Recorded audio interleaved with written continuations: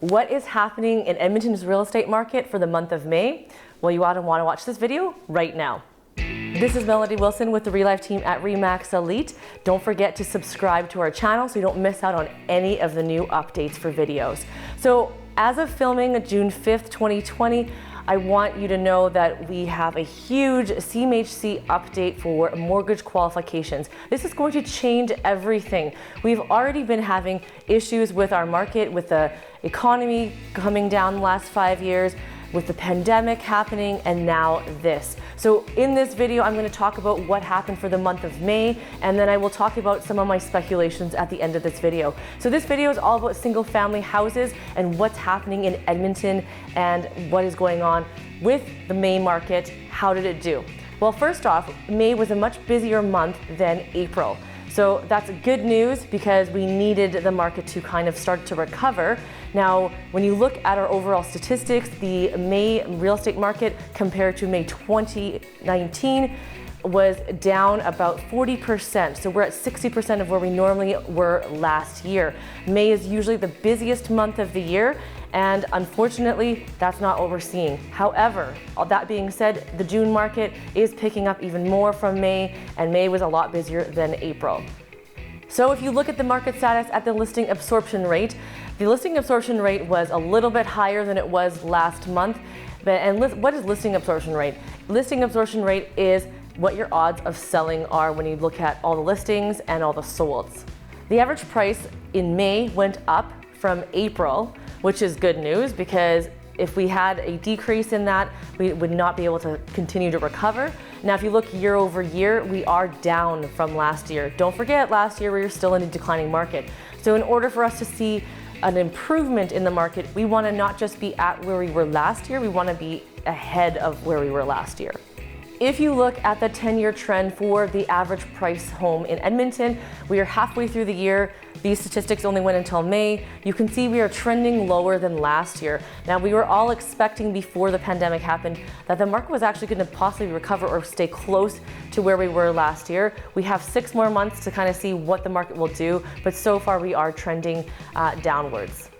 So the next stat is really interesting to note because we have an increase in active listings.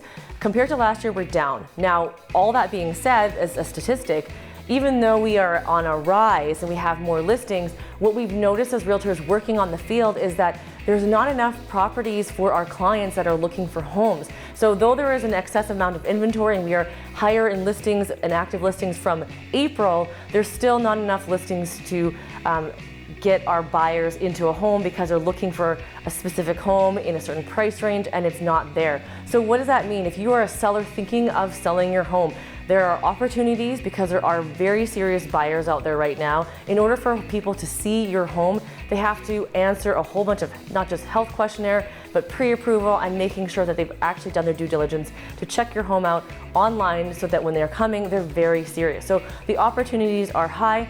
As a buyer, if you're looking to buy a home, there's a bit of a challenge in terms of finding what you're looking for, so you're going to want to be very specific about what you're looking for and seeing what other opportunities there are. We have access to properties that are not listed as well that also help you find a property that will fit your criteria. And because of the CMHC changes that have just recently been made that are effective July 1st, you really want to get into that home or you really want to put your house on the market before July 1.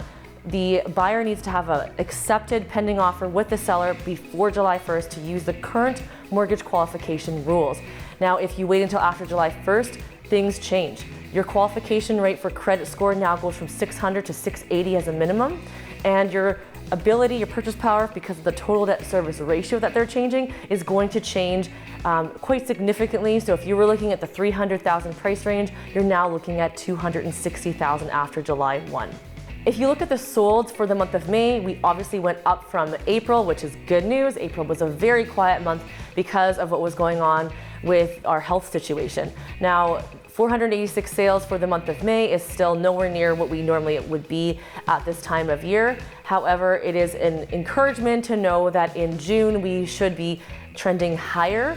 Typically in May it's the busiest, June stays somewhat the same, and then it slowly starts to go back down. However, with what's happened in the last few months, we are seeing it potentially as a postponement, and we're seeing potentially that the market will continue to be strong. However, with the CMHC, it may throw a curveball, so only time will tell. And next time when we do this video in the month of July and look at June, we can see the start of the impact, because that's just what is happening to make sure everyone gets into a home before the July 1 changes, and then we'll see July and August what's actually happening. So the average days on market in Edmonton is 59 days, and it hasn't gone much anywhere. Like from last month it was 58, so slightly a bit higher. It is higher than it was last year at this time, and so average days on market is very specific to the community that you live in. So, and also what you're buying. If you're buying a half duplex or a double attached garage home that's 2,000 square feet, that's going to make a big difference on what your average days on market is. So if you are interested as a seller to know what your average days on market is, or as a buyer you're wondering what does that mean for you, well, what that means is what you're looking for. If it sells in, let's say, 59 days, if a listing comes up and it's longer than that time, you usually have the ability to negotiate a lot more if the pricing has not been adjusted for. So the market distribution is no surprise. The most popular price range that is being purchased is from $300,000 to $400,000. That has been consistent year over year, and that's not going to change. Now, however, with the CMHC mortgage rule changes, like I said, we may see a bigger trend towards the 200 to 300 range. We also might see people who were able to buy a home in the 450 mark stay more in the 400 mark because of the fact that things are changing. So if you have any questions about how the market is changing, how do you look at homes right now because of the health issues that we've got going on, we have a whole bunch of different resources. We are all operating in a way that's going to make sure we respect everyone's health situation. So make sure to reach out to me. Don't forget to comment down below with any questions you have. Thanks so much for tuning in.